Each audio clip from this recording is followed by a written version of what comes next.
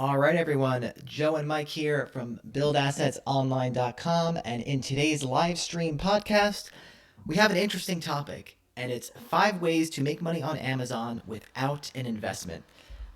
Pretty interesting. Now, normally Mike and I don't make videos where we talk about like do this for free, do that for free, because usually people that are looking for like shortcuts and stuff, like they're not going to be successful anyway. But in this episode, we do have like 5 ways that are very viable and that we've done ourselves, and we do have a very important announcement that we're going to save towards the end, having to do with basically partnering with us. Mike and I are looking for more partnerships in the arena of certain things, which I'll talk about later. So let's get right into it. Mike, why don't you tell us a little bit about the first one, which is print on demand? Pretty easy to do on Amazon nowadays. Yeah, so all print on demand is, well, no, it's called Amazon Merch. And so it is a print on demand service, meaning when someone orders a product, so let's say you decide you're going to make dog t-shirts and you put up, you have someone make an image of a dog and you upload it into the Amazon Merch platform. And then when someone buys this thing, Amazon prints it on demand and they ship it right to the customer and you get the royalty. So uh, it's actually pretty similar to Kindle or CreateSpace or any of these other kind of digital services or paperback, but it is with shirts. And they also do pop sockets. And I think there's one other one that I can't remember, but yeah, it's definitely a good way if you have more artistic abilities or you have some sort of ideas for making shirts. It would probably be a way to sort of catch on to trends. Like if something is becoming popular, there's you can just pump out a bunch of shirts related to that, or go after different keywords using Amazon autofill or even Google autofill, because people are going to be searching it on different platforms. There's still going to be search volume. So yeah, if you have the ability to draw or do different things, or you can even hire someone to do it if you want to pay, but it's a good option if you have no money and you want to make some sales. Yeah, for sure. In the chat already, we have Ibeline Uchena says, hello, guys. Hello. And just going off what you said, Mike, I wanted to make a comment about the fact that a lot of local businesses right now are unfortunately in trouble. We're not going to get too deep into the whole thing, but that seems to be the reality. And we had a conversation with a gentleman last night who hosts a local business podcast. We're actually on his podcast. It's called the Albuquerque Business Podcast. And he was telling us about how one individual that he comes in contact with that was asking him for help is a tattoo artist. And Mhm. I think this free business model that you can do with Amazon is perfect for people that are in that kind of situation. Like their field is visual and their local business is struggling right now. Uh, you can't get a better way to start generating some passive income online. You just go on, you make a bunch of shirts, and you can even syndicate those shirts outside of Amazon. As far as I know, I don't think Merch holds exclusive rights to them, so you can make those shirts, throw them on Redbubble. Just yeah, for some people, I think it's absolutely perfect. So Mhm. Mhm. Yeah, because I mean, people they can pump out drawings all day, and especially if they already have a fan base for it. With Amazon, it is an algorithmic type thing. So if you can get outside customers to Amazon, it's all the better for getting more internal buys through Amazon. yeah, so if that sounds a little complex to new people, it might just means that by getting customers to your Amazon listing, if you are going to list it on Amazon, um, you have like a following on Instagram, those people buy, that's going to tell Amazon, hey, this is a good product. Let's give it more visibility to the rest of the marketplace. So Yep. yeah, the second one we have is, which we've kind of talked about really at length multiple times on this channel. We sell a course on it, Passive Publishing Profits, buildassetsonline.com/Kindle. It's one of probably our favorite way to make money on Amazon. But unfortunately, if you're going to do it without any investment, you're going to have to create books yourself. And we're talking about print on demand books, not t shirts, but we're also talking about Kindle books, so ebooks as well. So, yeah, we've talked about this a lot, but Mike, just give them a quick recap for the types of books that you might want to create if you don't want to put an investment down. Hmm. So we in particular like fiction.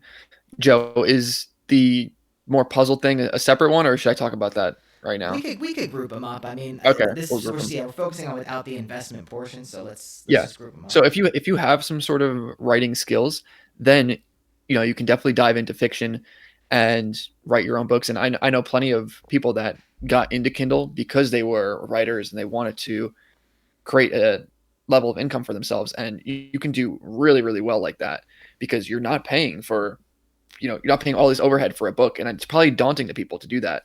So you can make a 30,000 word book or a 50,000 word book or more, and you paid nothing for it. And so you're guaranteed to make profit. And it's just a matter of doing that consistently for maybe even a year. And you'll be in a really, really good place, especially if you do the market research correct. But if you're not so inclined for literature, you can also do puzzle books. So there's Sudoku, there's brain teasers, there's all types of different riddle things. And you can go do some research on Amazon and come up with these pretty quickly. Just see what's popular in the puzzles and games section. And it really costs nothing to come up with these. And it's like essentially just blank pages for most of it, or it's not filled with words. So that's also an option. And you can just make it into a paperback version and be off to the races. Yeah, and for some extra inspiration to all the viewers out there, one of the first things I ever did to make an income online was coloring books. And I made my first coloring book for free. I made my first set of 5 or 6 coloring books for very little money. And yeah, they made me like my first 3 or 4 I think made like $10,000 in like my second month when coloring books were like a hot item. And those coloring books still make me money today because they're just sitting on Amazon, and I collect like 100 to 150 bucks a month just from because these coloring books that I created for free essentially like almost 5 years Mhm. ago at this point. So yeah, just And one really powerful thing you did there was you were able to market them without using much money at all, as well, by sending it to like influencers. So that probably warrants like a separate video, but there are ways to also do marketing on whatever you're selling that you didn't pay to do by just sending a copy to someone that you think can promote your product. yeah, it was I don't know, it was pretty easy to be honest with you. I just sent it to some folks that had a big following on YouTube. I thought they might like it, and they promoted it to their viewers, and definitely helped with the algorithmic things that I was talking about with Amazon. So Mhm. I think that about covers the books part. We're gonna save the one that we want to talk about the most for last because we do have a special announcement with that.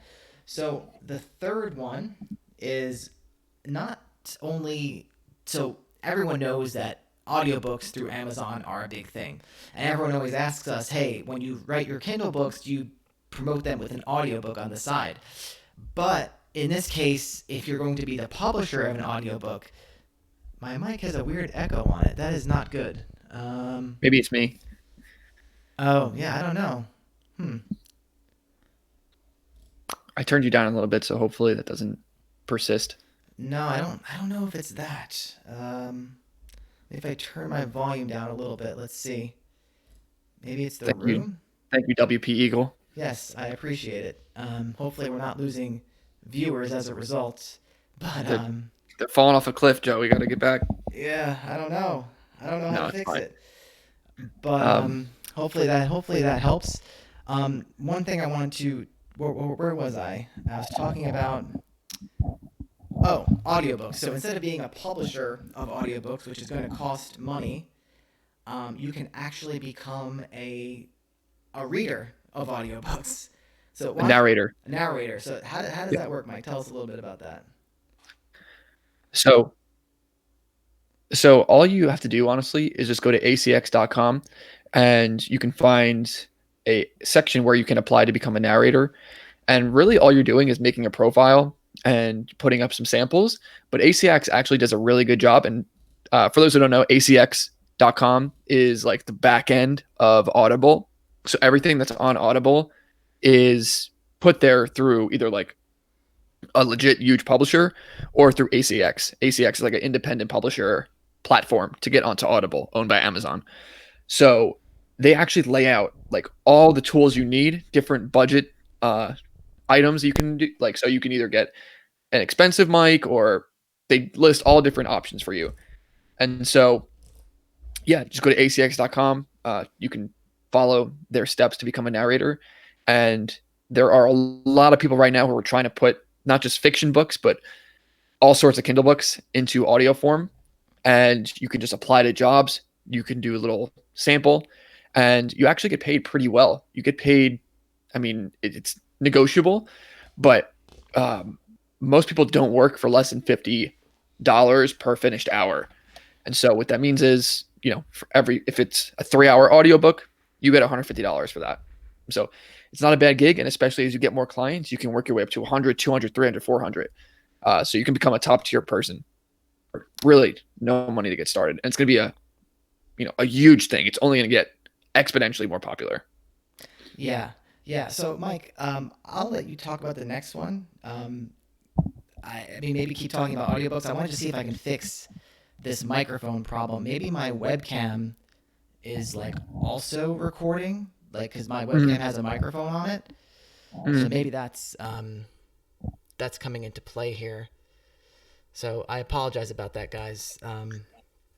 Yeah, we'll let Joe fix I his don't. issue as I ramble on. Yeah, so that's probably the best opportunity for anyone has who really wants to make an income really quickly, because it's essentially doing freelance work, but it's a way better platform than Upwork, and it's really anyone can read. I hope if you're watching this, and there's just so many jobs that are coming online right now. On top of that, when you get a book published and you're the narrator with ACX, you actually get free redemption codes, just like the publisher does. And so what I mean is, I've talked about this on previous episodes, but when you publish an audiobook through ACX, Amazon right now, they give you probably like 150 free coupons to give to your readers. So when someone buys an audiobook through you, through that coupon code, they actually get the audiobook for free, but you get paid for it. And so as a narrator, you also get those codes. So not only are you getting paid to narrate the book, but you're also getting paid to give out these free codes.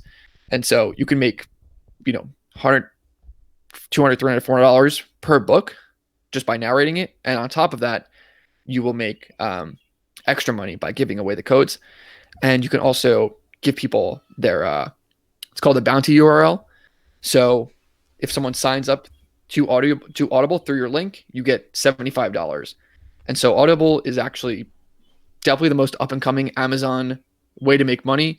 It's the most lucrative, and Amazon is just pumping money into it. They want you to just bring as many people possible to their platform, and they're rewarding you really heavily. Joe, where'd you go? Are you there? I'm still here. I tried turning off my webcam for a second, but people are saying it's better. So Yeah. hopefully it is indeed better. If you can leave one more comment, just let me know one more time that it's better now that I've flashed on and off here. So just I appreciate it, guys. Sorry about that. It's always I Teresa's watching too. She said it's not unbearable. So if yeah. you if you don't fix it, I kind of then hear it myself now, which is weird. Um, I don't know exactly. maybe you're a hypochondriac. No. Maybe it's. Are you wearing headphones or no? I'm not, I but I think did I did turn you down pretty significantly. okay. Maybe even turn me down a little more. I think next time we definitely have to have the headphones going Yeah. because I'm hearing myself. When I really listen carefully, I can hear myself on your computer. Yeah, now it's back to echoing. So I think now that Mike might have his volume down really low, that should go away. So just let us know one more time, Richard. I'm sorry. I really feel so bad. The live streams were going so well, and now we've run into an issue. But okay. So I'm assuming it's better now because I don't hear myself anymore. But that being said, let's talk a little bit about let's talk about the Amazon affiliate program. Now, unfortunately, in the Amazon affiliate program, they recently just cut their rates. So this method is not as lucrative as it was at one time. However, that does not mean that you still cannot make significant money off the Amazon affiliate program. Lately we're making around 150 to $200 a day off of the Amazon affiliate program, and so then there's much more to be made with that. And Mike, why don't you kind of explain a little bit how it works, the strategy that you used for the Amazon affiliate program? It has to do with making a blog site. So for those that are a little bit new, a little bit inexperienced, Mike, why don't you just explain how it all works? Yeah, so really the basics of the Amazon affiliate program is you will get a link from Amazon, and if someone clicks your link and goes onto Amazon and buys something, whether it's that particular product that you were linking to or anything else on Amazon, they'll pay you a commission based on the type of item that it is. So really it's that simple. Most of the time we take that link and we put it onto different blog sites, but you can really put it anywhere. You can't put it in email because that's not allowed, but you're allowed to promote it on social media. You're allowed to promote it really wherever. And yeah, I mean, it's a really, really simple thing. They're very easy when it comes to letting people in, and it is a way you can really just start making money tomorrow if you have the ability to get traffic. So Yeah. So the special announcement we have is this. So we recently partnered. So one of our writers who wrote for us for about a year, she wasn't just working on Amazon affiliate sites. She was working on our stores, our dropshipping stores. She was working on our content sites, and she was working on a lot of different things. But she recently quit, and when she quit, like I really liked her, so I said, "Hey, do you want to work together on another project?" And she took another full time job, and that paid a lot more than I was paying her. But she took that job, and on the side, on the weekend, she started writing one or two articles a week for a blog that we started together. I think the blog might have like 43 posts right now, and the blog is really really close to hitting its first $1,000 month. And this happened over the course of a few months.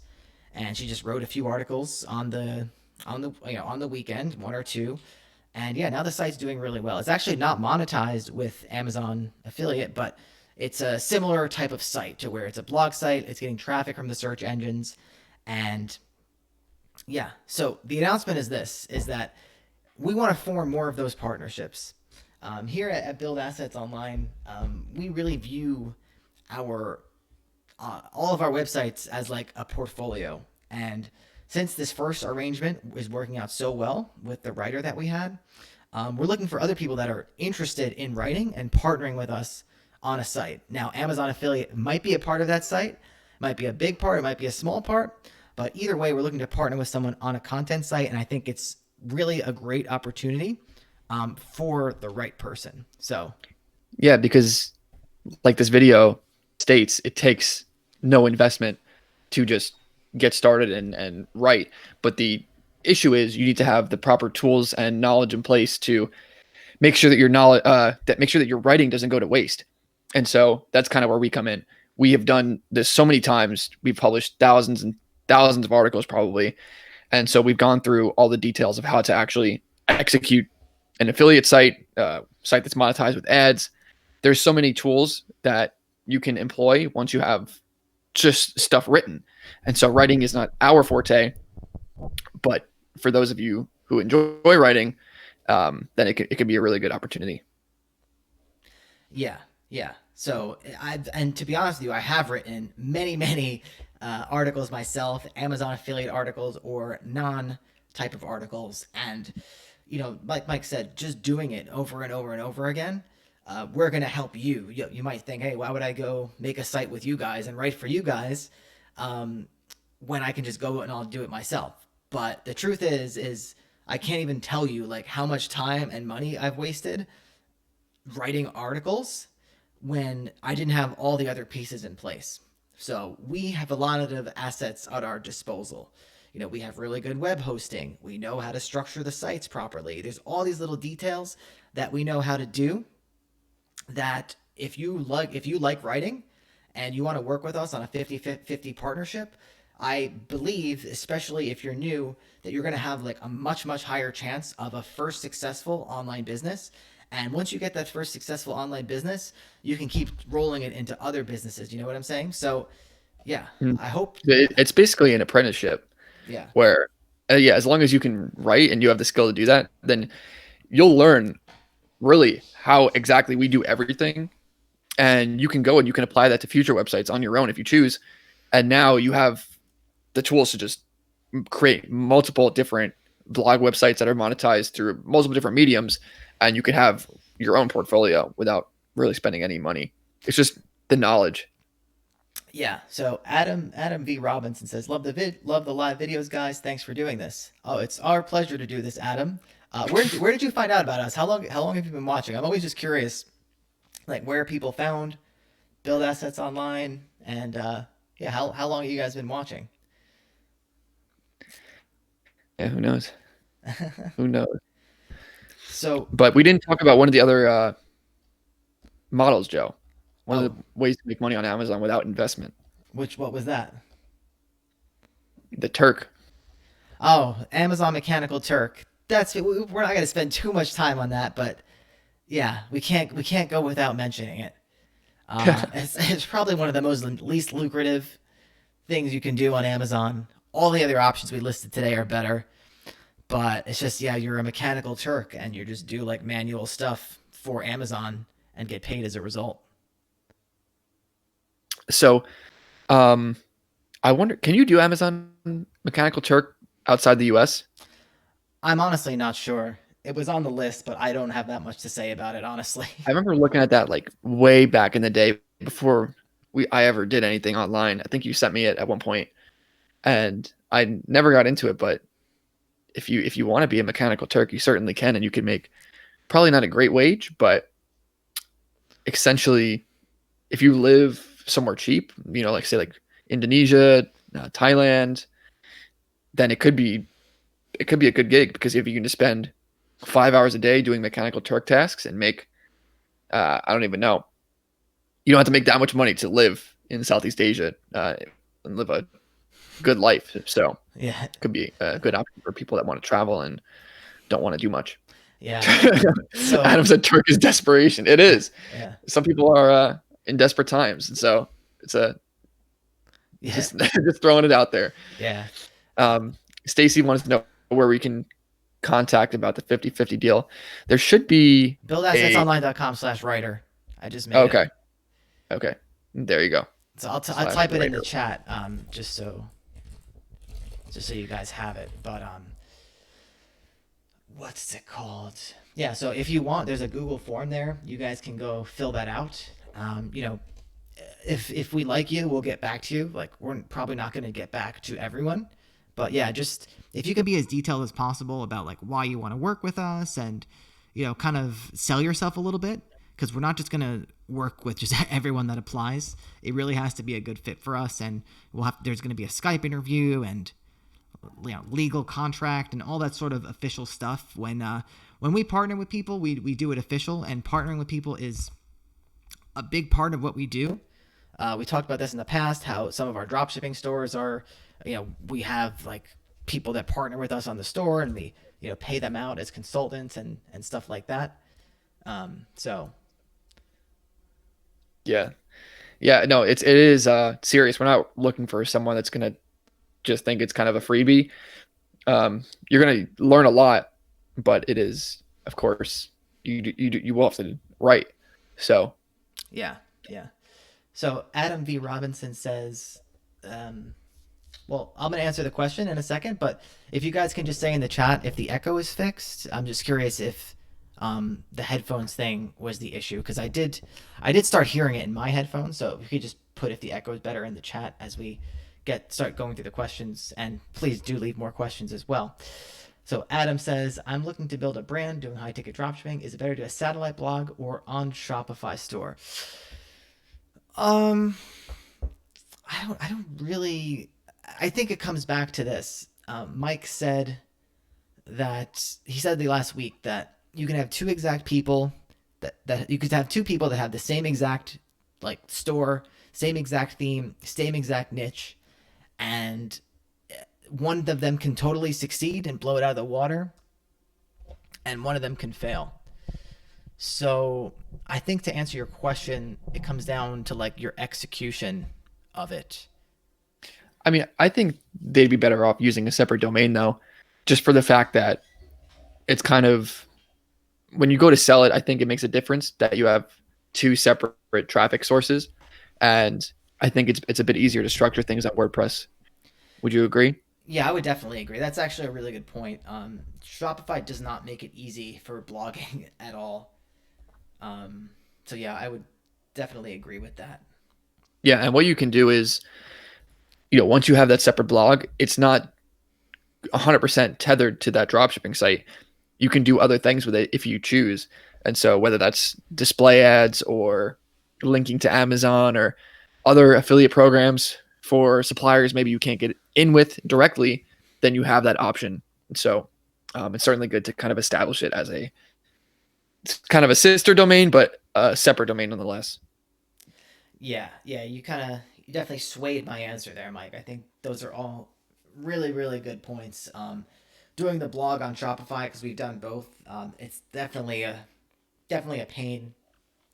Way harder to train people on.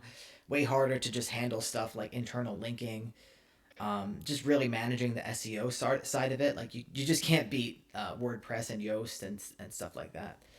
Um, Stacy Roberts asks, "What are Mechanical Turk activities?" I have a friend who had a non-technical nonprofit helping the poor in Cambodia, so that may help them. Unfortunately, I just really don't know. I know it's a way to make money on Amazon without an investment, but I'm just honestly not sure. Just search Amazon Mechanical Turk on Google, and it'll take you to the page. You can probably even look at the jobs as well. Yeah, I think the activities are always changing as well. Like it's not like Yeah, it's one activity. I don't even fully understand. It's like I don't even know. I don't even know. Yeah, just go look at it and see if you can figure it out. yeah, But could be a good thing for someone in Cambodia. Doesn't take much to live there. yeah. So Richard asks, how about taking the suppliers you gathered for your high ticket dropshipping store and listing those products on Amazon yourself? I don't like doing that. Multiple reasons. One reason is because Amazon takes a pretty healthy cut of your profit margin, like 15% or something like that, which is huge. I mean, some suppliers we work with, we have maybe 30% margin, sometimes even more, but 15% is still so huge. And also, like, you don't own the customer, you can't communicate with the customer effectively. I don't recommend it. Well, so I would counter that and say that normally it's not a good idea because off the bat they take 15%. So that's a lot of margin right there. And on top of that, so I'm going to list all the cons. So they take 15%. You have to have basically consistent shipping times or else you get penalized. Um, you need to have a refund policy probably. And with dropshipping, it's hard to actually know like what's in stock all the time. Things can go out of stock and you're not going to know immediately. So you can get screwed just off that, just selling something that's out of stock and then getting penalized. And so really the main reason we don't do it is because it could put our more important Amazon businesses at risk because it would have to be under the same account. And so that's really the big reason we don't do it is because the risks of doing it for the profit are not usually that good. So if you had a way to do it that wasn't going to risk any other Amazon business you were running, or maybe you don't have an Amazon business and you don't plan on it, then it could work. We have actually done it once with a particular product that we're making like 50% margin on with free shipping. And so the lead times were kind of suspect with that, but we were able to pull out a few sales from it. And that item actually got discontinued and we stopped doing it. But if that was something that was more consistent, then it could work. You can put in more time into actually doing advertising for it. But also a problem is people will also come on your listing, and that makes it another pain because now you're competing on the same listing for the same item, and so you're going to lose out on sales when you try and drive traffic. So anything else to add, Joe? No, no, I don't. I think you hit the nail on the head there. Adam Cool. has something for you, Mike. Wait, before that, oh no, we answered that Richard question. Mike, I'm a commercial real estate investor and developer. Know you're big into real estate investing. Would love to give you tips with what I know since you guys have been so helpful to me. Yeah, maybe shoot us an email, Adam, and we can talk more about what we do and see how that meshes with what you do. Yeah, I think depending on where you are with your online stuff, we always point people to the Elite Fleet membership. Um, Mhm. Obviously, I feel a little bad telling you to check that out when you're trying to give us advice, but it really is probably the best way to communicate with us because if we were to just field every email that came in, it would be like impossible. So if you go to buildassetsonline.com/membership, it's only, well, right now it's only $47 a month, but the price is definitely going up. But yeah, that's where you get like a you get to join our private Discord server, and you get a private channel with me and Mike. So that could be a good place to talk about your online business and also talk real estate. So yeah, Yeah, I mean, that's if my you're doing high ticket drop shipping, it's a no brainer to be in that because we have so many people that are also doing that are successful that are, either they went through our course or they went through a different course and found us anyway, and now we're having success. And so, aside from being able to communicate with us, which you is of value, um, the Elite Fleet is really no brainer for $47 if you're doing high ticket drop shipping. yeah. So, yeah, you can check that out if you want. But either way, shoot us an email because I'm interested in hearing about what you do in regards to real estate. Yeah. Real estate, I think, is definitely a lot harder than. I guess it depends who you talk to. I shouldn't say real estate is a lot harder, but I think maybe because we're more new at it, but just compared to online business, I feel like I real think it estate is was, harder. yeah, I think it was probably the hardest thing we've done, and it's just so much more uh, of a pain, Yeah. so much more paperwork and people you have to deal with. But in the end, it's just higher margin, and so that's what it's all about. Because really, I mean, when it comes out to drop shipping, like if I can just sell items and make $3,000 profit all day, then I really wouldn't probably think about anything else. But it's hard to get that. Like it's hard to get 10 $3,000 profit sales a day. But with real estate, you can sell something and make $30,000 or even more. And so that's why it is appealing. And we might as well take the knowledge that we have and apply it. But yeah, we'll talk about that more in a different segment. Any other notes on Amazon, Joe?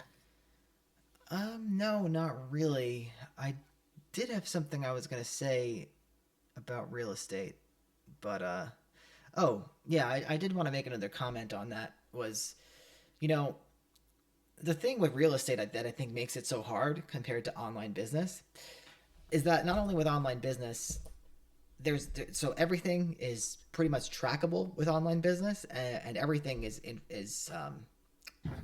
quicker, obviously. So a lot of things are instant.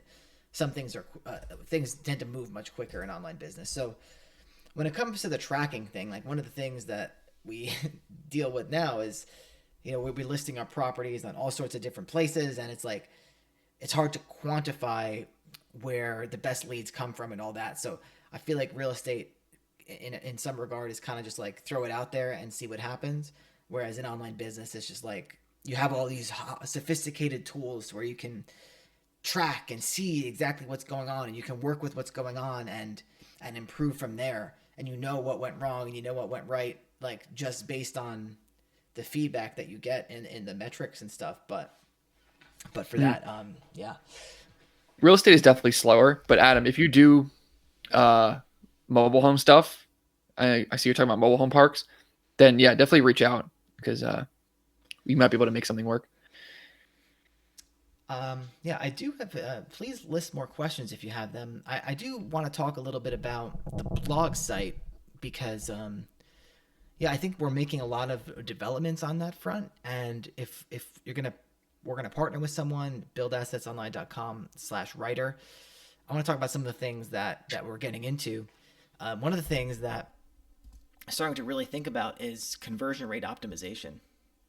Now, this is something that in the past, up until I guess around this month, I was obsessed with traffic, traffic, traffic, traffic. Just get more traffic. That's all I wanted to do. And now that our sites get a lot of traffic, I think it's time to, yeah, double or close to double the amount of revenue they make, especially when it comes to Amazon affiliates, because that's a great opportunity for conversion rate optimization. And so again, if you partner with us, that's kind of stuff that's going to be built in, because I think it's good to really focus on one thing. And if you're a writer and that's what you're good at, you don't want to get in there and start to mess with Google Analytics and Google Tag Manager and just do all this like stuff that you might not have. Not that you're not smart enough to do it, but it's just like it's not super hard, but it's just like your aptitude is not there. Like your aptitude might be elsewhere, where you can get so much more done writing than you can get done doing other stuff. So it's another perk to working with us, is that we might be able to double or I mean, just working with you, say on a site that's already done, we're working on ways where we can double the revenue just out of the gate, and I think we're working with some students in the elite fleet with that. And yeah, Mhm. I think that's going to be something really big in the next few months that we're going to be talking about and focusing on and stuff like that. hmm Because it's hard to do all these things yourself because you really are. It's like you said it before, like knowledge really compounds, and if you're say just learning how to do a blog site, you need to spend so much time in each sort of avenue figuring out okay how to properly structure a site, and then once you do that, you need to figure out okay how do I get links at scale, and then once you do that, okay how do I go and hire a writer maybe or do more keyword research so I can have more articles written at scale. Yeah. And so it takes a long time to come to all these things. And then conversion rate optimization is really at the end of the road because you need to actually know how to execute on the traffic. And it's just kind of like the cherry on top. So it does certainly benefit to work with someone that can just immediately apply the best practices of conversion rate optimization because it's like it's such a cliche term that people say conversion rate optimization or all that but it's like an actual process of testing and monitoring and tracking that's really involved and we've only gotten into it recently and it's seeming like it's going to play some uh, important roles in the near future for our sites. Yeah. And so Adam asked, conversion rate optimization, you guys still use Shoptimize? Yeah, we use Shoptimize still. It's not our favorite theme. Empire is pretty good, but Shoptimize works. I was talking with someone about this yesterday, and they were saying how they didn't like Shoptimize. They didn't like how the way it looks, and I understand that. And I think you can make Shoptimize look a bit better than it kind of comes out of the box. But you don't have to use Shoptimize. You can use any. You can use Empire. You can use Retina. But the point is that it doesn't really matter because we've built six-figure stores on multiple different themes. So, like Shoptimize is not going to hinder getting you to six figures revenue a month, and that's all that matters. Figure out the rest when you're actually making sales, and it's actually profitable for you to spend time and play around with themes and make it look, perfect. But don't focus on perfection. Yeah. Um, so on the CRO front, if you're asking in the context of Shopify and Shoptimized and stuff, that's I haven't fully wrapped my head around how we're gonna properly and accurately do CRO on Shopify. Well, I have in some regard. So we can focus on the add to cart. Yeah, I can hear myself again. Damn. Let's. I don't know what's going on. So we can focus on like a few different goals in Google Analytics. So we can focus on the add to cart, and yeah, I think once we that you can take that and say like, okay, how many add to carts? Because Mike's doing a lot of the conversion tracking in the back end in the back of Google Ads. So the thing is like, how can I'm sorry, I'm getting distracted because I hear the echo now, and it's yeah, it's distracting. But I think the first round of CRO that we're gonna do on Shopify is just messing with the add to cart. So if you change this button color, if you change the text on the add to cart, how does that help? And yeah, I'm Mm. curious, guys. So I was hearing the echo myself. I just lowered the volume on my computer. So I'm gonna say the following. I'm gonna say 1, 2, 3, 4, 5, and let me know if you hear the echo when I said 1, 2, 3, 4, 5. And if you didn't hear it, that's great. Just say I didn't hear the echo when you said that. And if you did, let me know as well, because I think my hope is that it's a simple fix, because we do want to obviously improve the live streams and continue doing them. But I want to. I hope it's a simple fix and it's something like the it's a volume issue, or Mike needs to put on headphones or something like that. So hopefully, hopefully it's simple. I think turning my volume down might have helped on my end. So just let me know.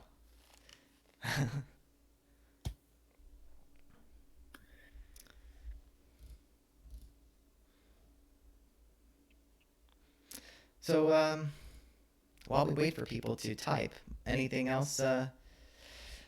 Anything else worth talking about? We're approaching the 41-minute mark.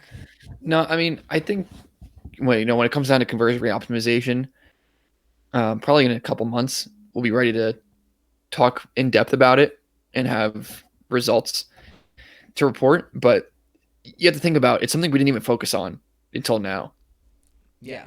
and so that's it is really a second tier or third tier process because how optimized you are, like I don't care if you have the most optimized site in the world. If you don't know how to do ads properly to get good, cheap traffic or, you know, traffic that is cheap for what you stand to make, then it literally doesn't matter. Um, and so, or if you're not selling products that people want, it doesn't matter how optimized your website is. And so it's like the last thing you need to figure out in terms of online business. Um, but when you do figure it out, it can boost things that you do by 20, 30, 50%. And, if you do want to learn more about it, there's this guy, Isaac Rudansky. He owns Adventure PPC, and he has courses on Udemy that are really good. And so you can check some of that out for like some more technical conversion rate optimization information. Usually, if you go on Udemy, you can get a course for like $11 if you're a new person. So Yeah, I think like you said, intent beats out CRO every time. You have to be yeah, driving people to your site that have the right intent. They have to be like the right audience. They have to be searching for that what they're going to get when they land on your site. Without that, you're just not going to convert them. So yeah. that is I really actually I hate the term optimization because really of just how cliche it is and the idea behind it that if you do something in an optimized way, that it's going to make everything better and it's going to automatically make you be successful. I feel like that's how it's used in the online business world. You need to have an optimized site or you need to optimize your ads. Like optimization, for one, is a never ending game because you should always be optimizing. It's not like, oh, now it's time to optimize my ads and you do it. It's a constant process. And if you don't already have everything in place to actually make the changes have a big difference, that it's literally useless. Like we've had sites that were so bad that still made sales. And so if you're not at that point yet, that it doesn't even it's not even worth thinking about. But yeah. CT Flavor says, of course, I'd kill myself first. yeah, Is that what that means? yeah. Huh. What do you think CT Flavors is trying to say there, Mike? I think he's talking about the conversion rate optimization course. Oh, okay. Well, we're not affiliated with who Mike shouted out. It's just we happen to like it, and it's pretty inexpensive on Udemy. And why is a conversion rate optimization course inexpensive? It's because, like we've been talking about, it's essentially like useless. Because it's without the foundation, you got nothing to optimize. And you mentioned that optimize is one of your pet peeves in terms of a word. I think it's because people use it incorrectly. Like, Yeah, that they do. And to go, actually, something I forgot to mention, and Viola, I'll get to your question, but CT said, do you have any tips on Facebook advertising local services? And Facebook is exactly what I'm talking about when it comes to optimizing, because Facebook ads are literally all optimization. You just basically throw a bunch of money out there, and you try and see what works, and then you optimize it until you can make money out of it. And so I don't have any tips on Facebook advertising for local services. Really, you just need to make sure that you're making a good amount per customer that would be engaging in this local service, because you're going to be limited in your audience size, you're going to be limited in your geography, and a lot of things that people neglect. It's not about the Facebook ads. It's about having enough money on the back end to make the Facebook ads worth it. And so that's all I can say about that. yeah, I will actually. I want to get to Vilo's question, but I think one thing you should take away from that CT Flavors is that yes, like Facebook ads, people make Facebook ads to seem like very overly technical, and they they throw in that word optimize, optimize, optimize. The fact is, you just before the ad even begins, it your success is going to not so much hinge on the ad, but like hinge on your offer, because Facebook is pretty good at like if your ad is good and like you're advertising a local service, and say it's a local service that like everyone loves, everyone needs, everyone wants it right now, and people start reacting to it, people start engaging with it, Facebook is going to give your ad that exposure. And if your ad is set up on the back end to be profitable, so if you're doing Facebook ads, you have to really think about what's the purpose of them. Am I running Facebook ads to get leads? Okay, what is the value of that lead? Like, what is the lifetime customer value of a lead in a given business? And before you even start your Facebook ads, those are the questions that you're going to want to ask and answer for yourself, because a lot of people, like, people, I feel like this is why I hate Facebook ads. And it's partly because I feel like a lot of people just make it seem like, oh, it's magic, when it's not. It's literally just, it's not the Facebook ads that make the difference, like, or the Mhm. targeting. Yeah, that stuff plays a part, and yeah, I'm sure you can optimize around that stuff and squeeze maybe an extra 5, 10, couple percentage points out of it. But at the end of the day, your offer and your monetization and your lifetime customer value exceeds any optimization you could do for Facebook ads. So hope that makes sense, Mhm. CT Flavors. And one thing I want to add, because I wanted to say this earlier, that's really what doing like real estate related things teach you, is how important it is to actually like be in the right place on the supply and demand uh, curve, right?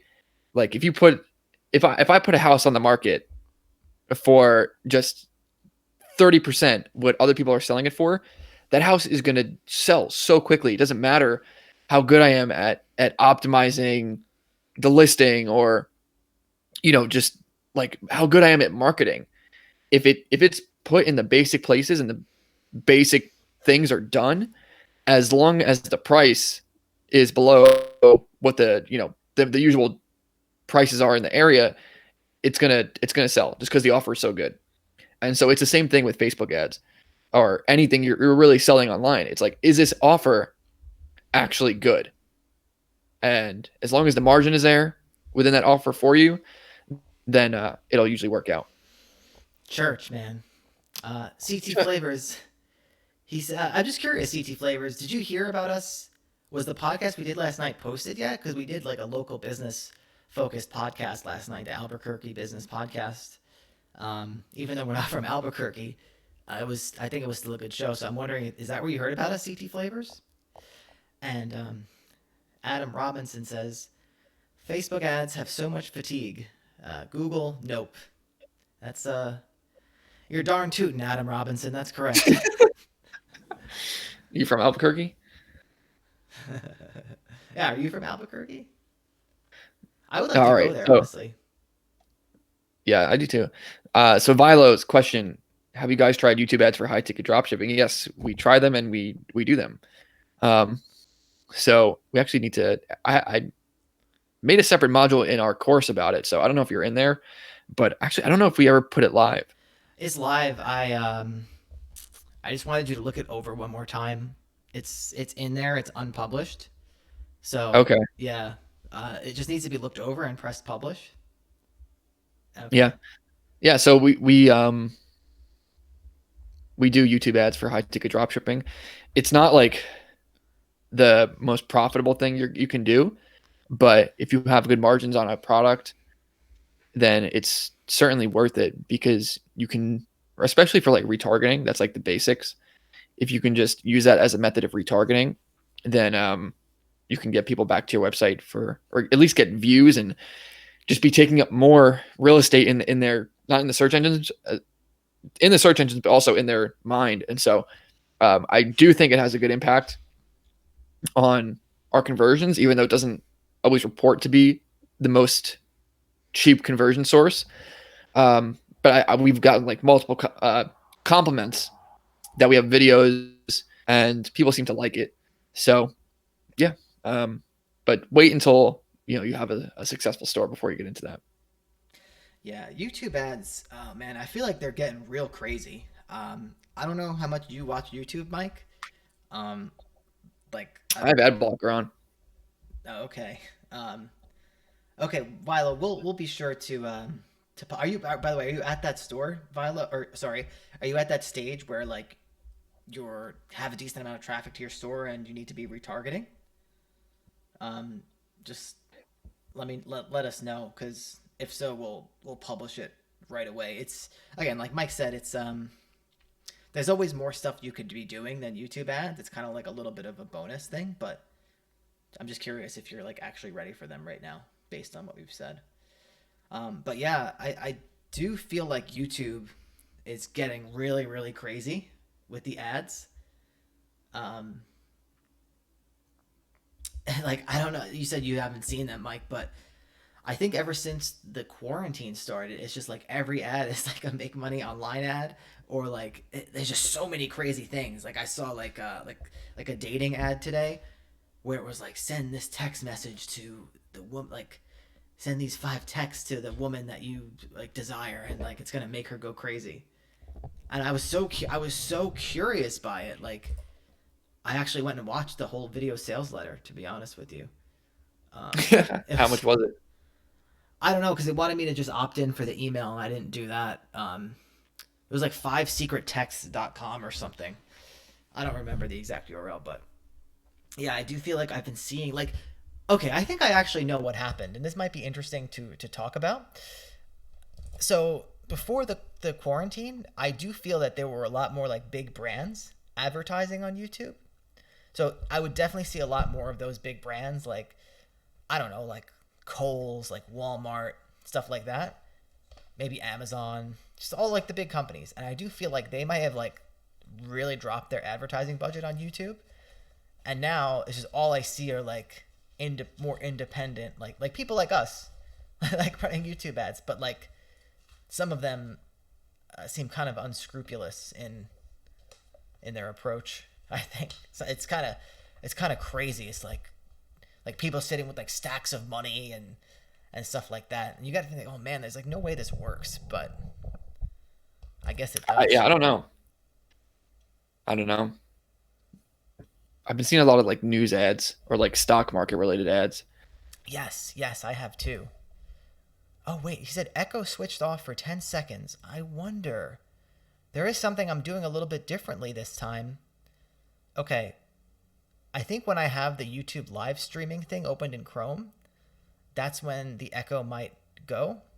But when I click over to the streaming app, or I have Mike's thing like in front of me, like, or I have Mike's video call in front of me, I think that's when the ads like start. That's when the sound starts to get messed up. So Well, you just messed with my video. Oh, yeah, never it's when mind. I tapped back into it. I just fixed it, so you'll be able to Okay. see it fixed. But I am Okay. curious. Okay, we're gonna do a second test round. Well, we gotta fix this. We're gonna do a second test round here. Let me know if Gone. what. Now it's gone. No echo. No, it's gone now. Oh my gosh. I think it's because I have the window open. Huh. I don't know what that means, to be honest. I think I I don't know. can't keep the chat. So last time all the other times we've live streamed, I've kept the chat like in the separate background window. But this time I had the live stream chat um, in the foreground because I was kind of typing in the chat a little bit because someone asked for the writer URL and I was just typing early, so I didn't like keep the streaming software front and center. Huh. Interesting. Now we know, but thank you. That's I really hope it wasn't too bad. Do you guys think that the episode is going to be like listenable for people that are going to like watch People it? were Not, saying it wasn't bad. yeah. I need reassurance though. Like, is it going to be good? I Is it going to be mean, good people for are the? still here, so Yeah. is that thank you to all the mechanical Turks in the chat. Yeah. So Adam was asking, are you guys trying other business models apart from high ticket dropshipping because they're more passive? Why not just do more high ticket dropshipping stores? So they are more passive. Are more passive for sure, but I think each thing has its own pros and cons. And so, for dropshipping, if we were just to do more and more, and we are still expanding that part of the business, but it gets overwhelming pretty quickly, and it's not. There comes to a point where you almost don't want to deal with you don't want to deal with all the sales anymore, even though like we're pretty outsourced from the process. I can't imagine uh, this times two. It Yeah. would just be like we would need a separate bank account. We would need like 4 more credit cards. Yeah. So it has its own sorts of pitfalls, but again, it's pales in the pitfalls pale in comparison to the benefits. And if you're doing over 500,000 in sales a month, and you can decide whether it's worth it for you or not. But Yeah. usually, but so yeah, I mean, other like blog sites, yeah, they're way more passive, but you can't scale them as quickly. You can't make $1,000 profit sales, or even real estate. You can make good money doing that by doing. You can make high margins, but you need to invest a lot more money. So they each have their own place, and also with Kindle is super passive, but it's more risk heavy because you're just on Amazon, and so it's good to have a portfolio, and that's what we talk about here at Build Assets Online. Bow. Yeah. First rep bow. Bow. I had something to say about that. So let's. Vilo says, "I'm getting SEO traffic looking to retarget. That's good. So are you Should be running doing ads? retargeting through Google Ads first before YouTube ads. Yeah. Are you retargeting through that stuff first before you move on to YouTube ads? Are you even running Google ads, or are you just getting straight traffic from SEO? Like, were you like an affiliate marketer before this or something? Vilo, let us know in the chat. Um, yeah. So yeah, if you think about it, going from zero to $10,000 a month with dropshipping, in our opinion, is like probably one of the easiest ways to do it online. And that's why we consider it like a primary business model for beginners. But going to zero to that with a blog site or any Kindle publishing takes more investment and it takes more time. But once you get there, it's probably easier to go from like to go from like 30 to 60K. It's probably easier with a blog site in terms of, because the amount of work it takes to get a blog site from 0 to 2,000 is like the same as getting it from like 2 to 10 or 2 to 8, so it Yeah, it doesn't and really change that much. there's the same amount of management involved essentially for a blog site that makes 5,000 and a blog site that makes 60,000. Yeah, yeah, Like the increase in employees or work that you need to do is not going to increase that much versus dropshipping. If you're doing 60,000 profit a month, then you better have a couple employees and yeah, you better have a credit card with a high limit. yeah, yeah, for Just sure. a bunch of other. You better have an accountant too. Yeah, yeah, for sure.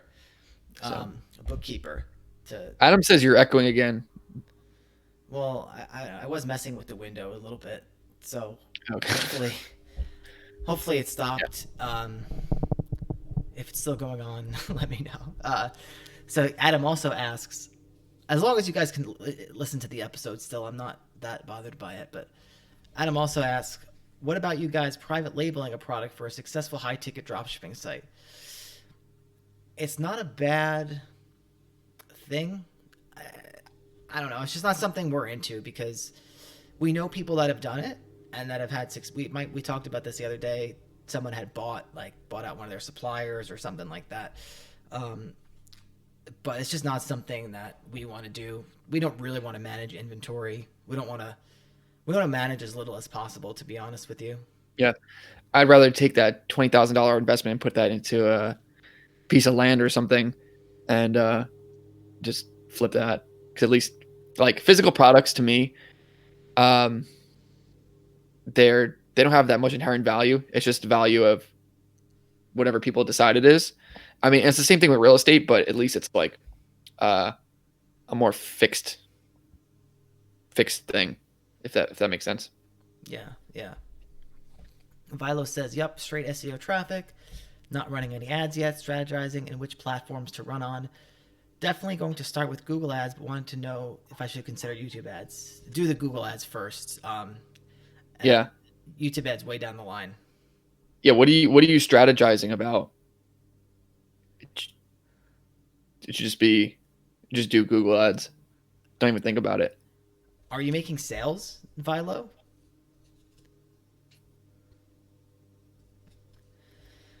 Because I mean, I don't know. I don't know what Vilo's background is, but yeah, that's the thing.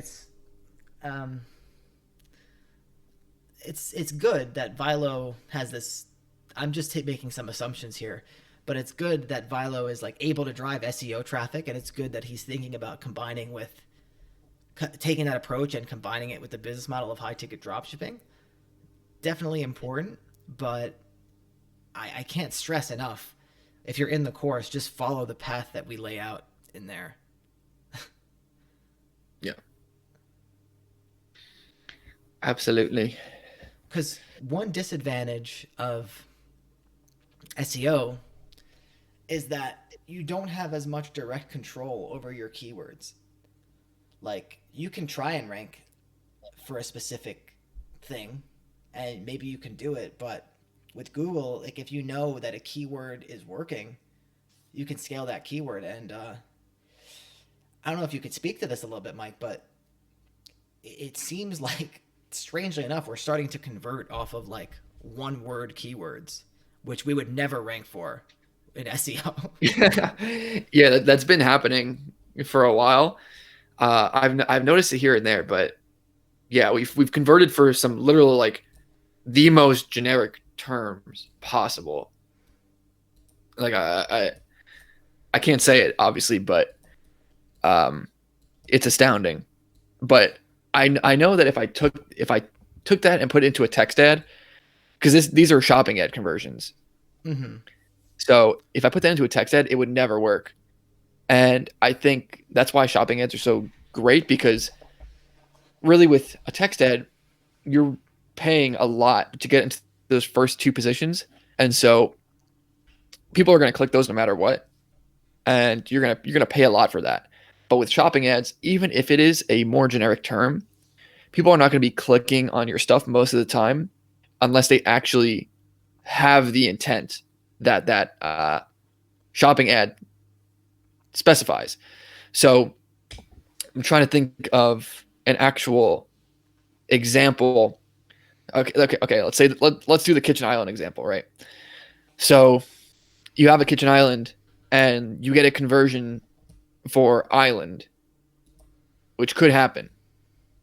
And say you didn't spend that much money on it, and so it was a profitable conversion. You can never take island and put that into text ads and expect that to be profitable because people can't visually see what is going on inside that like with that ad. Whereas with a shopping ad, you see the picture of the kitchen island, you see the price, like you know exactly what it is. And so by clicking it, and that's the only time that you're paying, the intent has kind of already been shown that they had some interest in that, even though the keyword they put in is iffy. Hey, they might think they're actually buying an island. Yeah. Yeah. Who knows? Who knows? And we see that, we take like generic keywords that convert and we put them into text ads. So if they're converting with shopping ads, we'll put them into text ads, and they don't always work that profitably. And so I do definitely think shopping ads are like by far and away the best for physical products because you know exactly what you're getting into right before you even click the ad. And also people are more likely to like, you don't need to show up in the first two spots as if it was a text ad because people don't, you never go to the second page of Google to look at like search results. Rarely, but people will search through shopping ads. They'll search through a lot of different shopping ads. They'll scroll and look at different ones. And so you don't need to be ranked as high and pay as much to get a click. Can I ask you a question, Mike? No. All right, I won't ask it then. No, what is it? Do you think it's possible to do shopping ads like for a service-based product? Like, for example, I was thinking of the example of like insurance or something. You obviously need a picture. So maybe you put like a folder, it's like insurance, like get. I think if there was a way to do that, if there was a way to game the system like that, people probably would have already. Because technically you can. Yeah. You just upload a product feed. And so as long as it's like a product page with a picture and it has all the elements that the merchant center requires, then I don't see why you couldn't. But I haven't investigated the rules that heavily to say like there's probably some clause in there like it has to actually be. I don't know. We should like do that with our course. What's that? We should do that with our courses. Someone searching for dropshipping and they see like. I've thought about it. I mean, I don't see. We could do that. Just make it like, like the like the classic digital marketing photos. It's like the DVDs and all that. Yeah. That's exactly what I was thinking. I'm down to try it. So. All right, you heard it here first, folks. Big things happen. On Fiverr. That's 100% something that's easily on there. Oh, to get the products photos? Yeah, like the DVDs and. Yeah, that would be great. Adam wants to know, how did you learn Google Ads? Well, we've spent a lot of money doing them, and when we started out, we really didn't know a whole lot, and so it was just really spending money on courses. And the Isaac Rudansky course, I was talking about his conversion rate optimization one, but he has a Google Ads one that's like really, really in depth, and that taught me a lot about basic theories and also hiring agencies and seeing what they do and it not working, but then you realize their strategies are pretty good if you can actually apply it towards like the parts of your business that matter, because agencies just don't understand your business, but they have good strategies. And so, it's been hundreds of thousands of dollars in the making, but millions and billions. Spend many millions.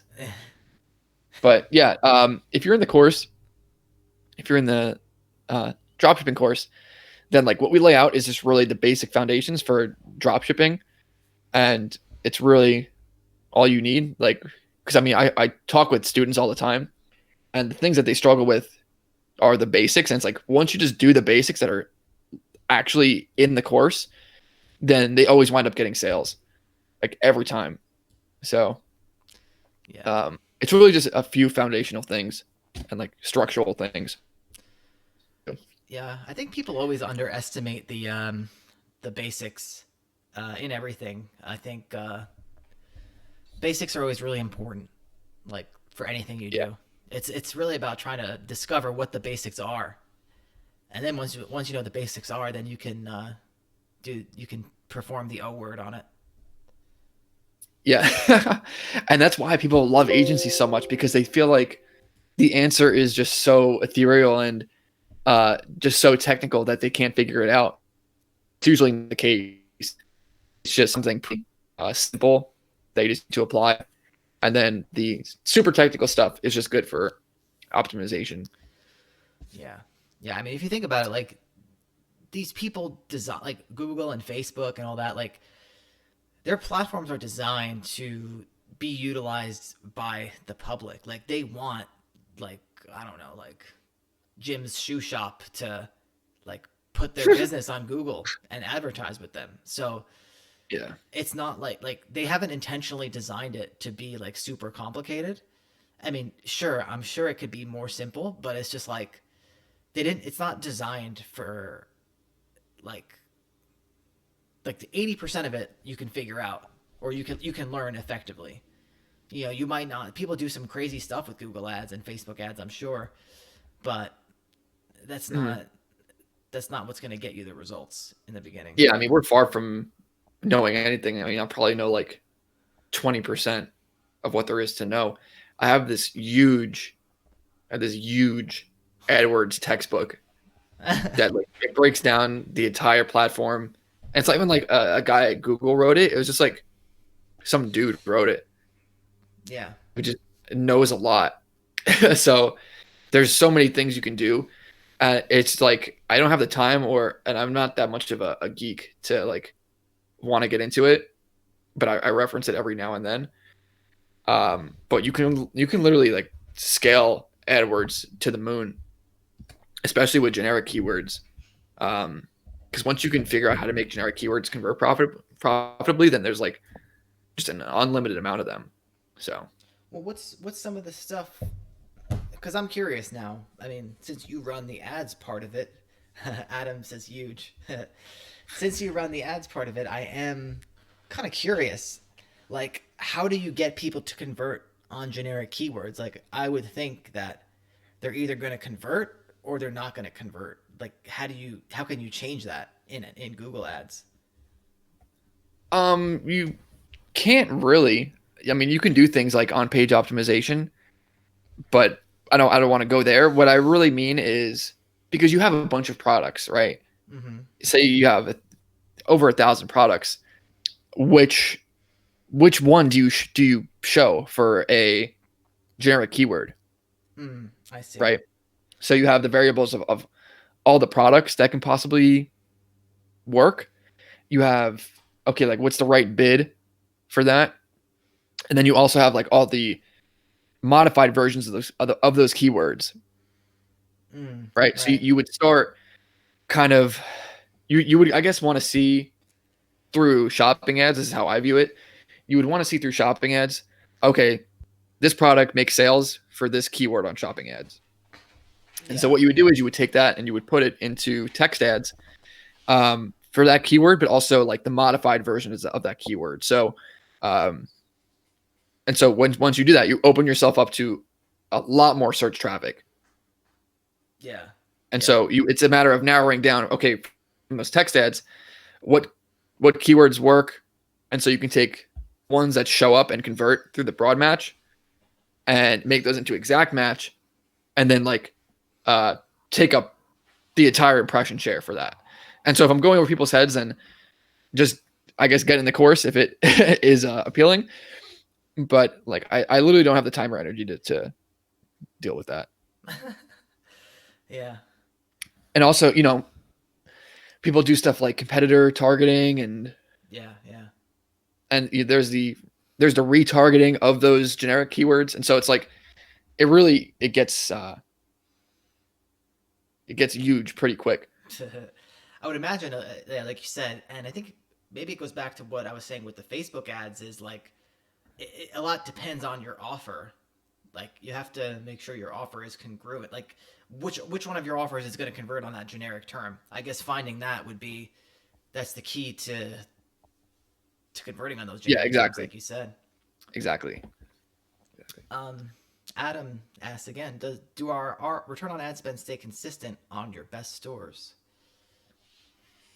Uh, they should get better over time But because you're going to be getting a bigger pool of visitors, and then you're going to be able to have a bigger retargeting pool and spend more money into retargeting. And so, by that facet alone, your return on ad spend should go up. But it can certainly dip from different things. I mean, some products are seasonal. Some things change in terms of pricing. So yeah, you have that sort of variability, but there's no reason that like you're getting consistent traffic because people typically search the same keyword the same amount of times per year. Like search traffic is consistent. And so as long as you're not messing with something else, another variable in there, then it should stay consistent. And you also have competitors that can come in, but I've never seen a competitor come in and just ruin our AdWords, which is like a huge fear that we definitely have had. Like a competitor comes in and we think, we're going to lose all our sales and stuff like that. But um, really have not noticed that. yeah, So, all right, we're at the hour and 15-minute mark. It's been a long episode, so I guess we can wrap it up. yeah, let's do it.